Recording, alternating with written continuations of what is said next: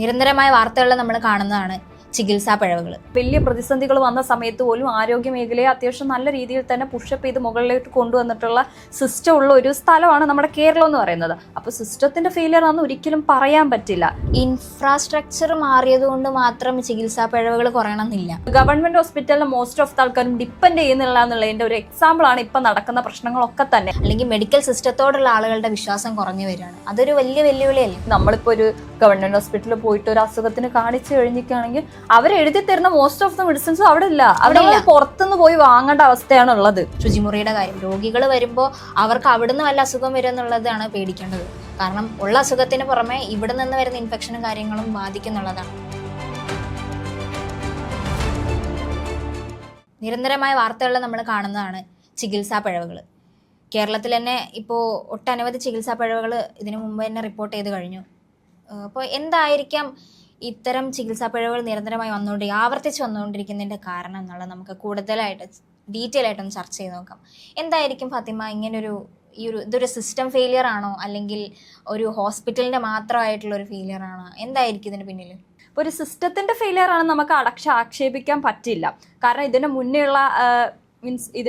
മുന്നേയുള്ള ആരോഗ്യമന്ത്രി അത്യാവശ്യം നല്ല രീതിയിൽ നമ്മുടെ ശൈലജ ടീച്ചർ അത്യാവശ്യം നല്ല രീതിയിൽ നമ്മുടെ ആരോഗ്യ മേഖല കൊണ്ടുപോയത് നമുക്കറിയാവുന്നതാണ്. കൊറോണ ആയിക്കോട്ടെ, നിപ്പ ആയിക്കോട്ടെ, ഇത്തരത്തിലുള്ള വലിയ പ്രതിസന്ധികൾ വന്ന സമയത്ത് പോലും ആരോഗ്യ മേഖലയെ അത്യാവശ്യം നല്ല രീതിയിൽ തന്നെ പുഷപ്പ് ചെയ്ത് മുകളിലേക്ക് കൊണ്ടുവന്നിട്ടുള്ള സിസ്റ്റം ഉള്ള ഒരു സ്ഥലമാണ് നമ്മുടെ കേരളം എന്ന് പറയുന്നത്. അപ്പോൾ സിസ്റ്റത്തിന്റെ ഫെയിലിയർ ആണെന്ന് ഒരിക്കലും പറയാൻ പറ്റില്ല. പിന്നെ ഇക്കഴിഞ്ഞിട്ടുള്ള ഈ ഒരു 5 വർഷ കാലയളവിലാണെങ്കിൽ ഒരുപാട് പ്രശ്നങ്ങൾ നമ്മളിപ്പം കണ്ടിട്ടുണ്ട്. അത് ആരോഗ്യമന്ത്രിയുടെയും അതുപോലെ തന്നെ അതൊരു സിസ്റ്റത്തിന്റെ വീഴ്ചയല്ലേ? അത് സിസ്റ്റത്തിന്റെയോ അല്ലെങ്കിൽ ഈ പറയുന്ന ആൾക്കാർക്ക് അത് മുന്നോട്ട് കൊണ്ടുപോകാനുള്ളൊരു കൃത്യമായ ഒരു സ്ട്രക്ചറൈസ്ഡ് ഫോം ഇല്ലാത്തതുകൊണ്ടുള്ള ഒരു പ്രശ്നമായിട്ട് എനിക്ക് തോന്നിയിട്ടുണ്ട്. റീസെൻ്റായിട്ട് ഒരുപാട് നമ്മൾ പ്രശ്നങ്ങൾ കണ്ടുകൊണ്ടിരിക്കുന്നു. ഇപ്പം കോഴിക്കോട് ഹർഷിനയുടെ കേസ് ആണെങ്കിലും, പിന്നെ തിരുവനന്തപുരത്ത് നടന്നിട്ടുള്ള കേസുകളാണെങ്കിലും, വന്ദനാദാസ് കൊലപാതകം ആണെങ്കിലൊക്കെ തന്നെ എടുത്ത് കോട്ട് ചെയ്ത് പറയാൻ തന്നെ ഒരുപാട് പ്രശ്നങ്ങൾ. ഇപ്പൊ അടുത്ത് പറയാനാണെങ്കിൽ തന്നെ കോഴഞ്ചേരി ആശുപത്രിയിലുള്ള ചികിത്സാ പിഴവ്, കഴിഞ്ഞ ദിവസം തന്നെ തിരുവനന്തപുരം മെഡിക്കൽ കോളേജിൽ തുന്നലിട്ടെടുത്തുനിന്ന് മരക്കഷ്ണം കിട്ടിയെന്നൊക്കെ പറഞ്ഞു. അതൊക്കെ ഭയങ്കര ഒരു പിഴവ് എന്ന് വെച്ച് കഴിഞ്ഞാൽ എന്തുകൊണ്ടാണ് ഇത് ഡോക്ടേഴ്സ് എന്തുകൊണ്ടത് ശ്രദ്ധിക്കാത്തെന്നുള്ളതാണ്. കാരണം മരക്കഷ്ണമൊക്കെ കിട്ടിയെന്നൊക്കെ പറഞ്ഞു കഴിഞ്ഞാൽ അതെന്താണത്? ഒട്ടും ശ്രദ്ധയില്ലാത്തവർ ഈ പണിക്ക് നിൽക്കുമ്പോൾ രോഗികൾക്കൊരു ഇത് വരുന്നില്ല, ഒരു സേഫ്റ്റി. എന്താണ് അവരുടെ ബാക്കിയുള്ള ലൈഫിന് എന്താ അവർക്കൊരു സേഫ്റ്റി ഉള്ളത്? ഇപ്പോൾ മെയിൻ ആയിട്ട് പറയുകയാണെങ്കിൽ, എടുത്തു പറയാനാണെങ്കിൽ ഒരുപാട് പ്രശ്നങ്ങൾ വന്നിട്ടുള്ളത് ഈ ഗവൺമെന്റിന്റെ അണ്ടറിൽ വരുന്ന ഹോസ്പിറ്റലുകളൊക്കെയാണ്. അപ്പോൾ അത് തീർച്ചയായിട്ടും ഗവൺമെന്റിന്റെ ഫെയിലിയർ ആയിട്ടാണ് നമുക്ക് കണക്കാക്കാൻ പറ്റുന്നത്. കാരണം അതുകൊണ്ടാണ് ഇങ്ങനെ ഇപ്പോൾ സാധാരണക്കാരിലേക്ക് എടുത്തു പോവുകയാണെങ്കിൽ, അല്ലെങ്കിൽ ഒരു നോർമലായിട്ട് നമ്മൾ കാണുന്ന ഒരാളെടുത്ത് ചോദിക്കുകയാണെങ്കിൽ അയാൾക്കൊരു അസുഖം വന്നാൽ, അല്ലെങ്കിൽ അയാൾക്ക് എന്തെങ്കിലും ഒരു ബുദ്ധിമുട്ട് വന്നാൽ, എനിക്ക് ഒന്ന് മോസ്റ്റ് ഓഫ് ആൾക്കാർ വേഗം ഡിപ്പെൻഡ് ചെയ്യാൻ പോലും പ്രൈവറ്റ് ഹോസ്പിറ്റൽസിലാണ്. കാരണം അവർക്ക് കൂടുതൽ വിശ്വാസമുള്ളതും പ്രശ്നങ്ങളൊന്നും തന്നെ വരില്ല എന്ന് ഉറപ്പുള്ളതും പ്രൈവറ്റ് ഹോസ്പിറ്റലിലാണ്. എന്തുകൊണ്ട് ഇപ്പോഴും ഗവൺമെന്റ് ഹോസ്പിറ്റലിലെ മോസ്റ്റ് ഓഫ് ആൾക്കാരും ഡിപ്പെൻഡ് ചെയ്യുന്നില്ല എന്നുള്ളതിന്റെ ഒരു എക്സാമ്പിൾ ആണ് ഇപ്പൊ നടക്കുന്ന പ്രശ്നങ്ങളൊക്കെ തന്നെ. കാരണം അവർക്കൊരു ശ്രദ്ധയില്ല, എന്തെങ്കിലും ആയിക്കോട്ടെ എന്നുള്ള ഒരു മെന്റാലിറ്റി ഇങ്ങനെ നടക്കുള്ളൂ. ജില്ലാ ഹോസ്പിറ്റലുകളിലും മറ്റുള്ള തിരക്കുകൾ നമുക്കറിയാം. അവിടെ മരുന്നുകൾക്കും മറ്റും വിലക്കുറവാണ്. ഇതെല്ലാം ആളുകളുടെ സൗകര്യത്തിനനുസരിച്ചാണെന്നുണ്ടെങ്കിലും അവിടെ ഒരു ശ്രദ്ധയോ അല്ലെങ്കിൽ കൃത്യമായ ഒരു സേഫ്റ്റിയോ ഇല്ല അവിടെ. അതാണ് ഞാൻ മനസ്സിലാക്കിയ ഒരു കാര്യം. എനിക്ക് തോന്നുന്നു ഇത്രയും ആൾക്കാർ വരുന്നത്, അതായത് സാധാരണക്കാരായിട്ടുള്ള അല്ലെങ്കിൽ പൈസയ്ക്ക് ബുദ്ധിമുട്ടുള്ള അല്ലെങ്കിൽ വളരെ സാധാരണ ആയിട്ടുള്ള ആൾക്കാർ വരുന്ന സ്ഥലങ്ങളാണ് ഇത്തരത്തിലുള്ള ഗവൺമെന്റ് ഹോസ്പിറ്റലുകളും താലൂക്ക് ഹോസ്പിറ്റൽ അതുപോലെ തന്നെ മെഡിക്കൽ കോളേജ് എന്നൊക്കെ പറയുന്നത് വളരെ സാധാരണ ആയിട്ടുള്ള ആൾക്കാർ വരുന്ന സ്ഥലമാണ്. അപ്പം ഈ പ്രപ്പോർഷൻ കൂടുന്നതിനനുസരിച്ച്, ആൾക്കാർ കൂടുന്നതിനനുസരിച്ച് അവിടെ ഡോക്ടേഴ്സിന്റെ അവൈലബിലിറ്റി കുറവും, അതുപോലെ തന്നെ ഇവരിത് നിസ്സാരവൽക്കരിച്ച് കാണുന്നതും. ഇപ്പോൾ നമുക്ക് തന്നെ അറിയാം, കോഴിക്കോടാണെങ്കിലും അതുപോലെ തന്നെ ട്രിവാൻഡ്രം മെഡിക്കൽ കോളേജിലൊക്കെ ആണെങ്കിലും ബെഡുകളുടെ ഒക്കെ കുറവും ഡോക്ടേഴ്സിന്റെ ഒക്കെ ഒരു കുറവും, ഇതൊക്കെ നികത്തി കഴിഞ്ഞാലാണ് കുറച്ചും കൂടെ ഇത് നല്ല രീതിയിൽ ഡെവലപ്ഡ് ആവുള്ളൂ. അതിലേക്ക് ആദ്യം ആൾക്കാർ എന്താ പറയാ, നല്ല ഗവൺമെന്റ് ആണെങ്കിൽ പോലും അതിലേക്ക് ആദ്യം നല്ല കാര്യങ്ങൾ ചെയ്തു തുടങ്ങണം, എന്നാലേ കാര്യമുള്ളൂ. ഇൻഫ്രാസ്ട്രക്ചർ മാറിയത് കൊണ്ട് മാത്രം ചികിത്സാ പിഴവുകൾ കുറയണമെന്നില്ല. ഇപ്പോ നമ്മൾ നേരത്തെ പറഞ്ഞ അങ്ങനെ നമുക്ക് പറയാൻ പറ്റില്ല. ഇൻഫ്രാസ്ട്രക്ചർ മാറിയതുകൊണ്ടെന്ന് മാത്രമൊന്നും പറയാൻ പറ്റില്ല. എനിക്ക് തോന്നുന്നു ഒരുപാട് രോഗികൾക്ക്, ഇപ്പോൾ 5 രോഗികൾക്ക് അല്ലെങ്കിൽ ഒരു 10 രോഗികൾക്ക്, ഒരു 100 പേർക്ക് ഒരു ഡോക്ടർ എന്നുള്ള പ്രപ്പോർഷനൊക്കെ വരികയാണെങ്കിൽ മേ ബി അതിനുള്ള സാധ്യത കുറയും, ശ്രദ്ധ കൂടുതൽ ചെലുത്താനുള്ള ഒരു ഇത് വരും. ഇപ്പോൾ ഒരു 10,000 ആൾക്കാർക്ക് വേണ്ടിയിട്ട് അവിടെ ആകെ വളരെ കുറച്ച് ഡോക്ടേഴ്സ് ഉള്ളെങ്കിൽ അവർക്ക് സ്വാഭാവികമായിട്ടും ശ്രദ്ധ കുറയും. എങ്ങനെയെങ്കിലും ഒന്ന് തട്ടിക്കുട്ടി ചെയ്ത് തീർക്കണമെന്നുള്ളൊരു മെന്റാലിറ്റി മാത്രമേ ഉണ്ടാവുള്ളൂ. വന്നു കഴിഞ്ഞാൽ ഈ ആളുകളുടെ ജീവൻ എന്തൊരു വിലയില്ലേ, അതൊരു ചോദ്യമല്ലേ. ഇത്രയും വിശ്വാസത്തോടു കൂടി അസുഖം മാറാന്നുള്ള ധാരണയിൽ വരുന്ന ആളുകൾക്ക് അവരുടെ വിശ്വാസം അവിടെ ഇല്ലാതായി പോവാണ്. അപ്പോൾ ആശുപത്രി, അതായത് കേരളത്തിലുള്ള ആശുപത്രികളുടെ മേലുള്ള ആളുകളുടെ വിശ്വാസം കുറഞ്ഞു വരികയാണ്. മെഡിക്കൽ സിസ്റ്റത്തോടുള്ള ആളുകളുടെ വിശ്വാസം കുറഞ്ഞു വരികയാണ്. അതൊരു വലിയ വെല്ലുവിളിയല്ലേ. സംസ്ഥാനത്ത് ഏറ്റവും കൂടുതൽ സ്ട്രോങ് ആയിട്ടും അല്ലെങ്കിൽ റെസ്പോൺസിബിൾ ആയിട്ടും വർക്ക് ചെയ്യേണ്ട ഒരു മേഖല ഈ മെഡിക്കൽ ഫീൽഡാണെന്ന് എനിക്ക് തോന്നിയിട്ടില്ല. അപ്പോൾ എന്തുകൊണ്ടാണ് ആ ഭാഗത്തേക്ക് ഇത്രയും ശ്രദ്ധ കൊടുക്കാത്തത് എന്നുള്ളത് ഇപ്പോൾ നിരന്തരമായിട്ട് ദിവസങ്ങൾ ഇപ്പോൾ എനിക്ക് തോന്നുന്നു കഴിഞ്ഞ സർക്കാരുള്ള സമയത്ത് ഓപ്പറേഷൻ കഴിഞ്ഞവരൊക്കെയാണ് ഇപ്പോൾ പരാതികളായിട്ട് വരുന്നത്. എനിക്ക് തോന്നുന്നു ഹർഷീനയ്ക്ക് ജോലി കിട്ടിയത് കൊണ്ടാണോ എന്നറിയില്ല, അല്ലെങ്കിൽ ഹർഷീനയുടെ പ്രശ്നം പരിഹരിച്ചത് കൊണ്ടാണ്. ജോലി കൊടുത്തതുകൊണ്ട് മാത്രം അതിനൊരു തീരുമാനമായി പരിഹാരമായി എന്നൊന്നും എനിക്ക് തോന്നുന്നില്ല. ഇല്ല, ഒരിക്കലും അതൊരു പരിഹാരം എന്നുള്ളത് അതിലേക്ക് എത്തിപ്പെടാൻ പറ്റില്ല. പറ്റിപ്പോയത് പറ്റി എന്നുള്ളതാണ്. കഴിഞ്ഞ സർക്കാർ ഉള്ള കാലത്തൊക്കെ പറഞ്ഞു പോയത് ഇതൊക്കെ ഒറ്റപ്പെട്ട സംഭവമാണെന്ന്. ഈ ചികിത്സാ പിഴവുകളൊക്കെ എങ്ങനെ ഈ ഒറ്റപ്പെട്ട സംഭവം ആവുന്നെന്നുള്ളതാണ് ഒരു കൺഫ്യൂഷൻ. അന്നേ ഇതൊക്കെ ഒരുപാട് ചർച്ച ചെയ്തു പോയ കാര്യമാണ്.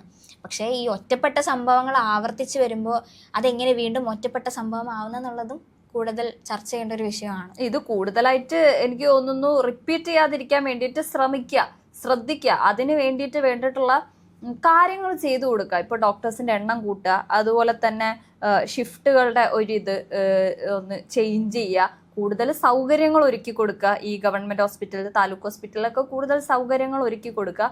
പിന്നെ അവർക്ക് വേണ്ടിയിട്ടുള്ള ഇൻഫ്രാസ്ട്രക്ചറൊക്കെ കൊടുക്കുക. ഇതൊക്കെ മെച്ചപ്പെടുത്തുന്നതോടുകൂടി കൂടുതൽ അപ്പോൾ സ്വാഭാവികമായിട്ടും ഈ പറയുന്ന ഒറ്റപ്പെട്ട സംഭവങ്ങൾ കുറയാനുള്ള സാധ്യത കൂടുന്നുണ്ട്. ഇപ്പം എൻ്റെ ഒരു അനുഭവം ഞാൻ പറയട്ടെ. ഞാൻ ഈ അടുത്ത് തിരുവനന്തപുരം മെഡിക്കൽ കോളേജ് സന്ദർശിച്ചു. തിരുവനന്തപുരം മെഡിക്കൽ കോളേജ് ഞാൻ കണ്ടതിൽ വെച്ച് ഏറ്റവും വലിയ ആശുപത്രിയാണ് മെഡിക്കൽ കോളേജ്. പക്ഷെ അവിടുത്തെ ഒരു അനാസ്ഥ എന്ന് വെച്ച് കഴിഞ്ഞാൽ അവിടെ വരുന്ന ഒട്ടുമിക്ക രോഗികളും തറയിലാണ് കിടക്കുന്നത്. ഇതൊക്കെ വർഷങ്ങളായിട്ടുള്ള പ്രശ്നങ്ങളാണ്. ഇത് ഇപ്പോൾ വന്നത് അല്ലെങ്കിൽ ഈ ഒരു കഴിഞ്ഞ 5 വർഷം കൊണ്ട് 10 വർഷം കൊണ്ട് വന്ന പ്രശ്നമല്ല. ഇത് വർഷങ്ങളായിട്ട് നമ്മുടെ സംസ്ഥാനത്തുള്ളൊരു വലിയ പ്രശ്നമാണ്. രോഗികൾ ഇപ്പോഴും നിലത്ത് കിടക്കുന്നു എന്നുള്ളത്. ഇപ്പോൾ പുതിയ ആരോഗ്യമന്ത്രി വന്നപ്പോൾ പറഞ്ഞു അത് മാറ്റും, എല്ലാ രോഗികൾക്കും ബെഡ് പ്രൊവൈഡ് ചെയ്യും, എല്ലാ ആശുപത്രികളും ബെഡ് പ്രൊവൈഡ് ചെയ്യുന്നുള്ളൂ. ഇതിനു മുമ്പും ഇത്തരം കാര്യങ്ങൾ ഇത്തരം ബെഡുകൾ പ്രൊവൈഡ് ചെയ്യുന്നതും ഡോക്ടർമാരുടെ എണ്ണം കൂട്ടുന്നൊക്കെ പറഞ്ഞു പോയെങ്കിലും അതെന്തുകൊണ്ടാണത് പ്രാബല്യത്തിൽ വരാത്തെന്നുള്ളത്. രോഗികൾ അത്രയും കഷ്ടപ്പെടുന്നുണ്ട്. അത് ഇപ്പോൾ ബൈസ്റ്റാൻഡേഴ്സ് ആണെങ്കിലും അവർക്ക് നിൽക്കാനുള്ള സൗകര്യമില്ല. പലരും പുറത്തൊക്കെ പോയിരിക്കുന്നത്. രോഗികൾക്കൊരു പ്രശ്നം വന്നു കഴിഞ്ഞാൽ അവിടുന്ന് ഓടിപ്പടഞ്ഞു വരണം. അപ്പോൾ അതൊക്കെ ഒന്ന് ആലോചിച്ച് നോക്കണം. സംസ്ഥാനത്തെ ഏറ്റവും വലിയ ആശുപത്രി, ജില്ലയിലെ ഏറ്റവും വലിയ ആശുപത്രി, അത്രയും രോഗികളുള്ള ഒരു സ്ഥലം, എന്തുകൊണ്ടാണ് എന്തുകൊണ്ട് ആളുകൾ അത്ര സീരിയസ് ആയിട്ട് ഇപ്പോൾ അവിടെ പോയാൽ തന്നെയാണ് ഡോക്ടേഴ്സൊക്കെ ഇവരെ ജസ്റ്റ് ഒന്ന് നോക്കി പോകുന്നത്. അപ്പോൾ ഇതിനെതിരെ എന്തുകൊണ്ട് ആരും സംസാരിക്കുന്നില്ല, സമരം ചെയ്യുന്നു? എന്തിനൊക്കെ സമരങ്ങൾ ചെയ്യുന്നുണ്ട്. എന്തുകൊണ്ട് ഈ ഒരു കാര്യത്തിന് നേരത്തെ ഞാൻ പറഞ്ഞ പോലെ ആരോഗ്യ മേഖല എന്നുള്ളതൊക്കെ നമ്മുടെ സൊസൈറ്റിയിൽ അല്ലെങ്കിൽ നമ്മുടെ സംസ്ഥാനത്ത് ഏറ്റവും സീരിയസ് ആയിട്ട് കാണേണ്ട ഒരു മേഖലയാണ്, ഒരു ഫീൽഡാണ്, അല്ലെങ്കിൽ ഒരു ഡിപ്പാർട്ട്മെൻറ്റാണ്. എന്തുകൊണ്ടാണ് അതിന് ഇത്രയും ശ്രദ്ധ കൊടുക്കാത്തത്? ഇത്രയും ഈസി ആയിട്ട് ഇതിനെ കാണണം എന്നുള്ളത് എനിക്ക് മനസ്സിലാവാത്തൊരു കാര്യമാണ്. പിന്നെ മരുന്നുകളുടെ ലഭ്യതയുടെ കാര്യമാണെന്നുണ്ടെങ്കിൽ അത് എടുത്തു പറയേണ്ട ഒരു കാര്യമാണ് ആരോഗ്യ മേഖലയിൽ. എനിക്ക് തോന്നുന്നു നമ്മളിപ്പോൾ ഒരു ഗവൺമെന്റ് ഹോസ്പിറ്റലിൽ പോയിട്ട് ഒരു അസുഖത്തിന് കാണിച്ചു കഴിഞ്ഞിരിക്കുകയാണെങ്കിൽ അവർ എഴുതി തരുന്ന മോസ്റ്റ് ഓഫ് ദ മെഡിസിൻസും അവിടെ ഇല്ല. പുറത്തുനിന്ന് പോയി വാങ്ങേണ്ട അവസ്ഥയാണ് ഉള്ളത്.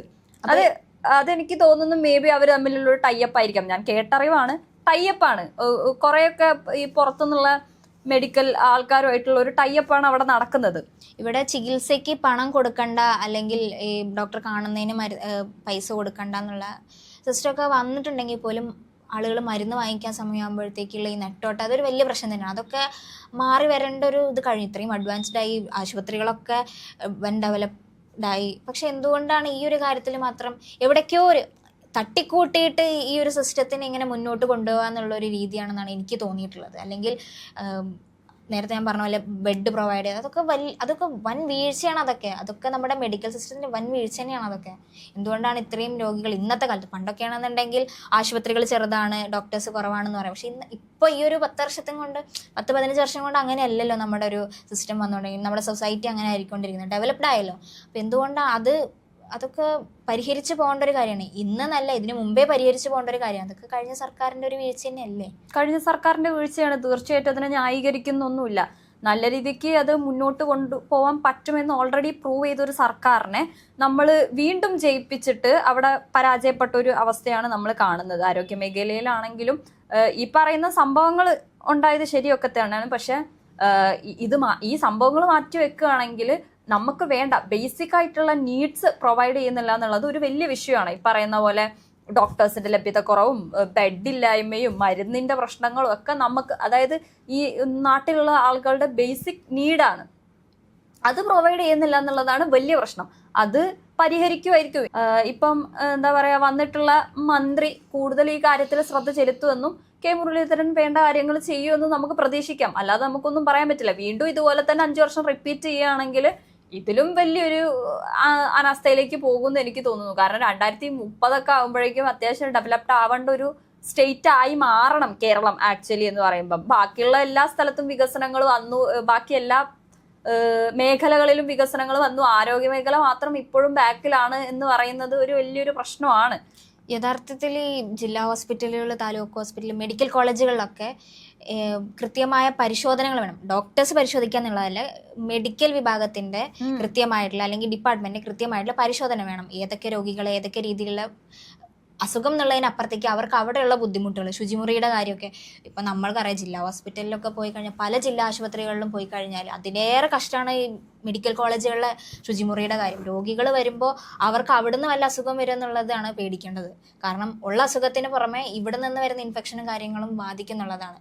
അപ്പോൾ അതൊക്കെ ശ്രദ്ധിച്ചു പോകേണ്ട കാര്യം തന്നെയാണ്. ഒരുപാട് എത്രയൊക്കെ ഇൻഫ്രാസ്ട്രക്ചർ വളർച്ച വന്നു എന്ന് പറഞ്ഞാലും, മെഡിക്കൽ ഡിപ്പാർട്ട്മെൻറ്റ് എത്ര വളർന്നു പറഞ്ഞു കഴിഞ്ഞാലും ഈ ചെറിയ ചെറിയ കാര്യം ചെറുതല്ല, പക്ഷേ ആ കാര്യങ്ങളൊക്കെ കൂടി ശ്രദ്ധിച്ച് പോകണം എന്നുള്ളത് അത്യാവശ്യമാണ്. കാരണം രോഗികൾക്ക് ആശ്വാസം കിട്ടുന്നത് ആശുപത്രിയിൽ വരുമ്പോഴാണ്. പക്ഷെ അവിടെ ചെന്ന് കഴിയുമ്പോൾ ഇത്തരത്തിലുള്ള കാര്യങ്ങൾ വരുമ്പോൾ അവർ നേരത്തെ പറഞ്ഞ വിശ്വാസം എന്നുള്ളത് മാത്രമല്ല, ഒരിക്കലും അവരുടെ അസുഖം മാറാനും പോകുന്നില്ല. അപ്പം അതൊക്കെ ശ്രദ്ധിച്ച് പോകേണ്ട ഒരു കാര്യമാണ്. ഇനി വരുന്ന സർക്കാർ അല്ലെങ്കിൽ ആരോഗ്യവകുപ്പ് കൃത്യമായ രീതിയിൽ പരിശോധിച്ച് പരിഹരിച്ച് പോകാന്നുള്ളതാണ്.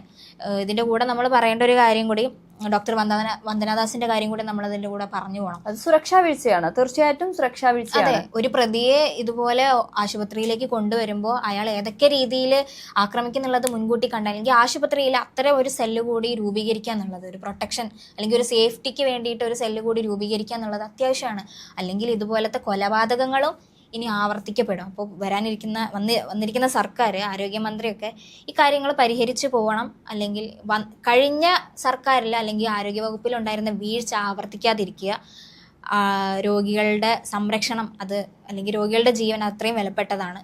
അപ്പോൾ ശ്രദ്ധിക്കുക, അല്ലേ?